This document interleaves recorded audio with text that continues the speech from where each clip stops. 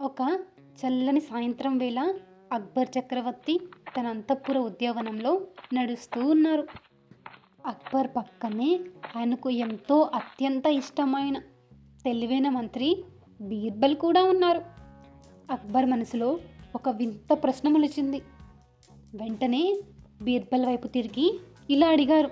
బీర్బల్, ఈ లోకంలో అందరికంటే ఎక్కువ సంతోషంగా ఉన్న ధనవంతుణ్ణి, అలాగే అందరికంటే ఎక్కువ బాధలో ఉన్న పేదవాణ్ణి నాకు చూపించగలవా?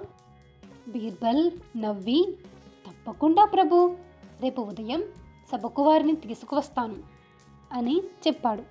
మరుసటి రోజు ఉదయం అక్బర్ చక్రవర్తి దర్బారులో తన సింహాసనంపై కూర్చుని ఉన్నారు. అందరూ ఉత్కంఠగా ఎదురు చూస్తున్నారు. బీర్బల్ సభలోకి ప్రవేశించాడు. కానీ అతని వెనుక ఇద్దరు వ్యక్తులు ఉన్నారు.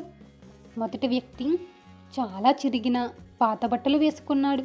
కానీ అతని మొహంలో ఒక వింతైన ప్రశాంతత, చిరునవ్వు ఉన్నాయి. రెండో వ్యక్తి పట్టుబట్టలు, ఒంటి నిండా బంగారు నగలు, వజ్రాలు వేసుకున్నాడు. కానీ అతని మొహం మాత్రం చాలా విచారంగా, నీరసంగా ఉంది. అక్బర్ ఆశ్చర్యంతో, బీర్బల్, నువ్వు పేదవాణ్ణి ఒక ధనవంతుణ్ణి తెచ్చావు. నేను అడిగింది సంతోషమైన ధనవంతుణ్ణి, బాధపడే పేదవాణ్ణి.